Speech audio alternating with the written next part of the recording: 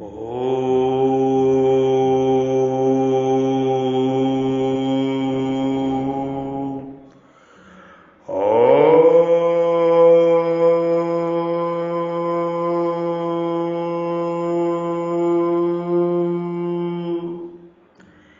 इच्छा और देश से द्वंद्व मोह पैदा होता है, जिससे मोहित होकर प्राणी भगवान से बिल्कुल विमुख हो जाते हैं और विमुख होने से बार बार संसार में जन्म लेते हैं।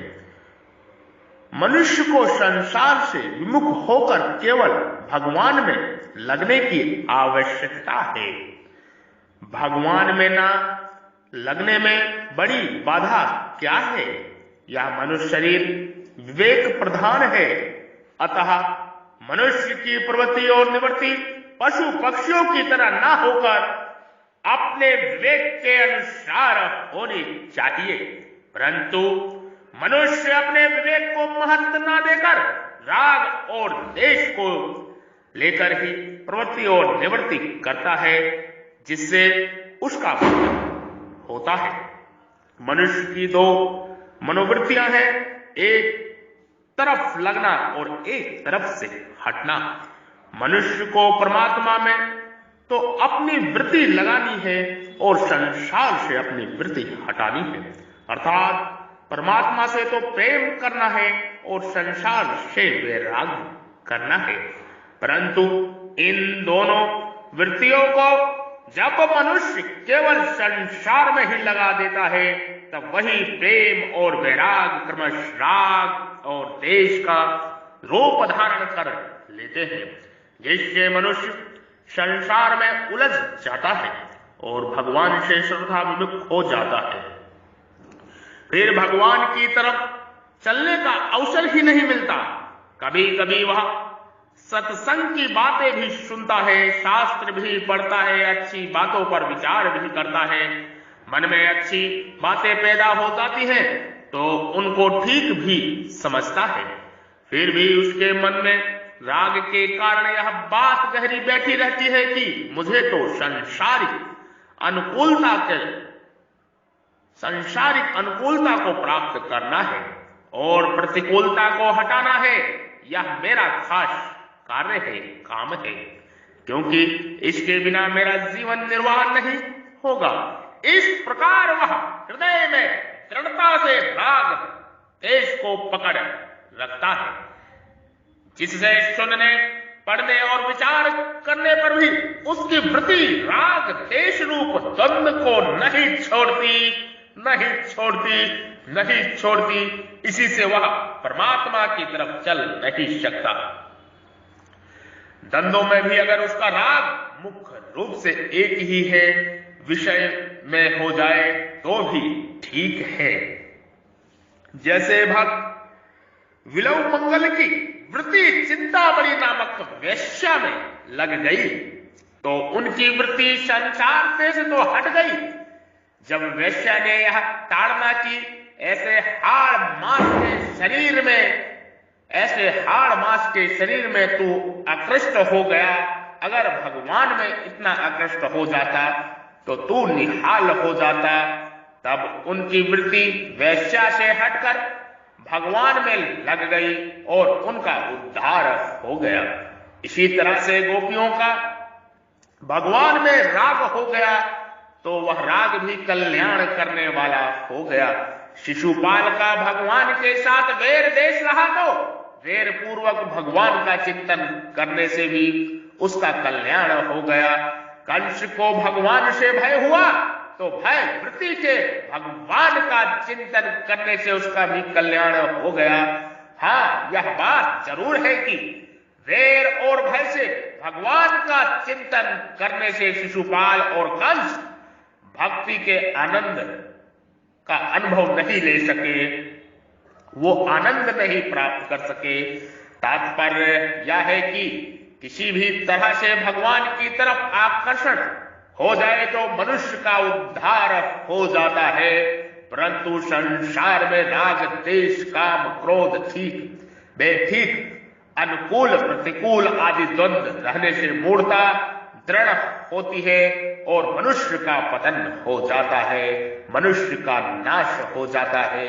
जो ये परमात्मा ने मनुष्य शरीर अनमोल रत्न दिया है, यह अनमोल नाव दी है, इस नाव को खो देता है और मनुष्य की अधोगति हो जाती है, मनुष्य पाताल में समाहित हो जाता है, जीव जंतुओं की योनि में पड़ा रहता है, मोक्ष मुक्ति नहीं कर पाता।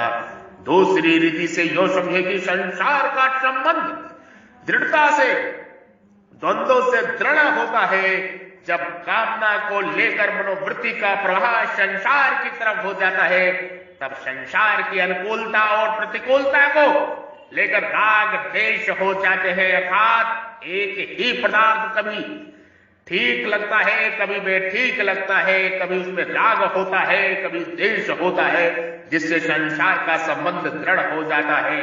इसलिए परमात्मा ने, भगवान ने, परमेश्वर ने, ईश्वर ने, सर्वेश्वर ने दूसरे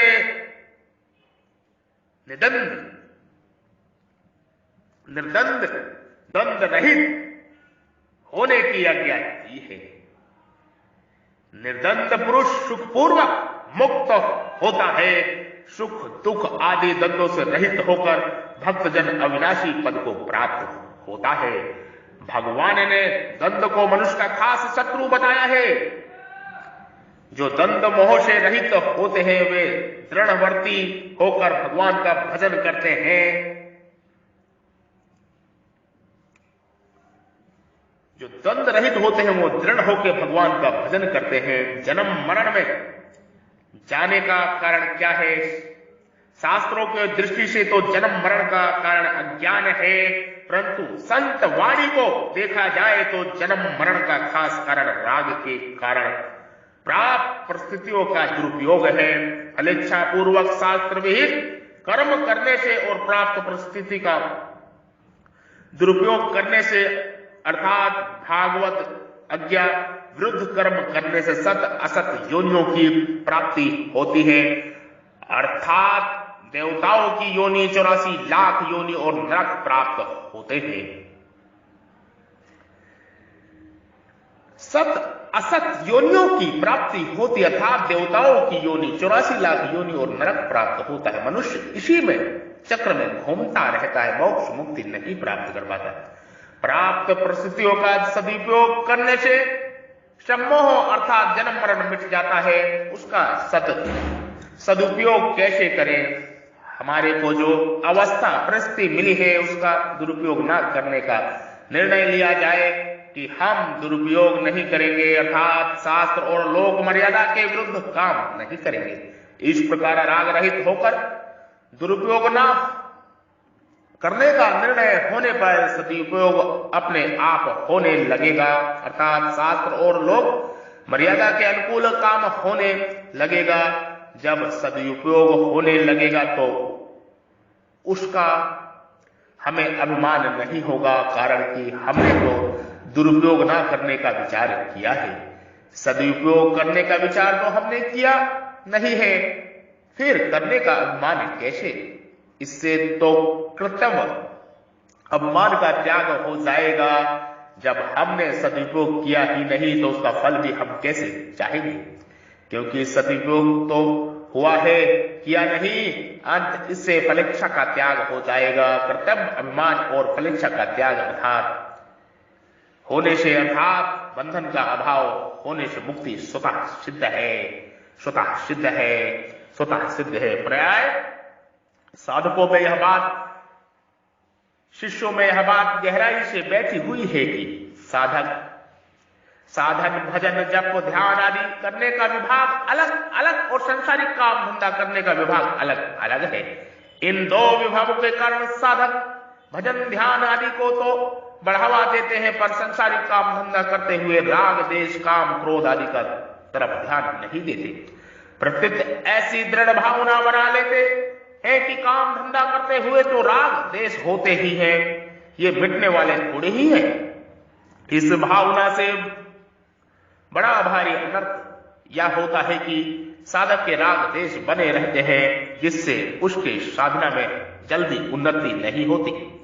वास्तव में साधक चाहे तो परमार्थिक कार्य करे, चाहे सांसारिक कार्य करे, उसके अंतकरण में राग देश नहीं रहने चाहिए। परमार्थिक परोपकार परमार्थ का और सांसारिक क्रियाओं में भेद होने पर भी साधक के भाव में भेद होना चाहिए। परमार्थिक और सांसारिक क्रियाओं में भेद होने पर भी साधक के भाव में भेद नहीं होना चाहिए, होना नहीं चाहिए, नहीं होना चाहिए। अर्थात परमार्थिक और सांसारिक दोनों क्रियाएं करते समय साधक का भाव एक ही रहना चाहिए कि मैं साधक हूं और मुझे भागवत प्राप्ति करनी है। इस प्रकार क्रिया भेद तो रहेगा ही और रहना भी चाहिए, पर भाव भेद नहीं रहेगा। भाव भेद न रहने से अर्थात एक भागवत प्राप्ति का ही भाव उद्देश्य रहने से परमार्थिक और सांसारिक दोनों ही क्रियाएं साधन बन जाएंगी। यद्यपि संसार बंधन का मूल कारण अज्ञान है, तथापि अज्ञान की अपेक्षा भी मनुष्य राग देश रूप द्वंद्व से संसार में ज्यादा फंसता है। किसी देश काल वस्तु व्यक्ति परिस्थिति आदि अपने सुख दुख कारण मानने से राग देश पैदा होते हैं। जिससे अपने सुख का कारण मानते हैं उसमें राग हो जाता है, और जिसको अपने दुख का कारण मानते हैं उससे देश हो जाता है। कारण राग देश मिटने पर मनुष्य सुखपूर्वक संसार बंधन से मुक्त हो जाता है। राग देश मिटने पर मनुष्य सुखपूर्वक इस बंधन संसार बंधन से मुक्त हो जाता है। भगवान कह रहे हैं, कह चुके हैं, परमात्मा कह चुके हैं कि तीनों गुणों में मोहित प्राणी मेरे को नहीं जानता। ऐसे मोहित प्राणी न संसार को जानते हैं न भगवान को। संसार में रचे बचे रहकर मनुष्य संसार को ही जान सकता है और भगवान से अलग दूर रहकर मनुष्य भगवान को नहीं जान सकता। वास्तव में संसार का ज्ञान संसार से अलग होने पर और भगवान का ज्ञान भगवान से अभिन्न होने पर ही होता है। संसार नहीं है यही संसार ज्ञान है, संसार नहीं है यही संसार ज्ञान है। वास्तव में जो है ही नहीं, रहता ही नहीं, उसका ज्ञान कैसा? संसार है ऐसा मानना ही अज्ञान है, संसार है ऐसा मानना ही अज्ञान है, संसार है ऐसा मानना ही अज्ञान है। परमात्मा कह चुके हैं कि तीनों गुणों से मोहित प्राणी मेरे को नहीं जानता। ऐसे मोहित प्राणी ना संसार को जानते हैं ना भगवान को। संसार में रचे बचे रहकर मनुष्य संसार को नहीं जान सकता और भगवान से अलग दूर रहकर मनुष्य भगवान को, परमात्मा को, सर्वेश्वर को, ईश्वर को नहीं जान सकता। वास्तव में संसार का ज्ञान संसार से अलग होने पर और भगवान का ज्ञान भगवान से अभिन्न होने पर ही होता है। संसार नहीं है यही संसार का ज्ञान है। सहज है, संसार नहीं है यही संसार का ज्ञान है।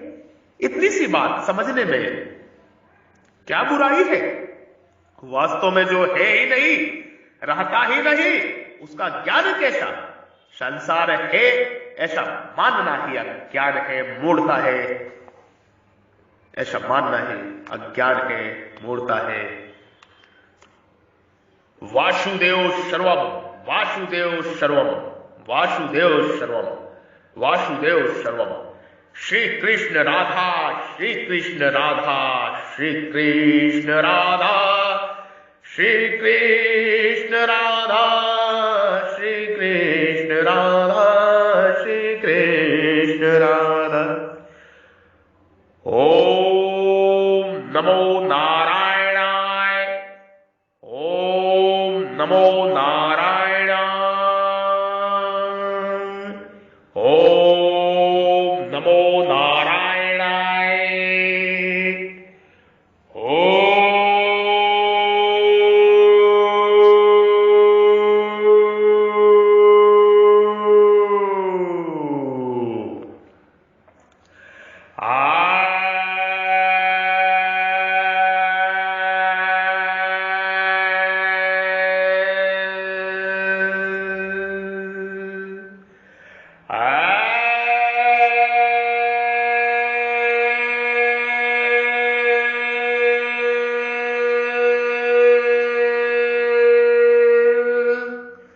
आप सभी के हृदय रूपी मंदिर में विराजमान प्रब्रह्म परमेश्वर ईश्वर को मैं प्रणाम करता हूँ, नमस्कार करता हूँ प्रेम सहित कृतज्ञता के साथ में।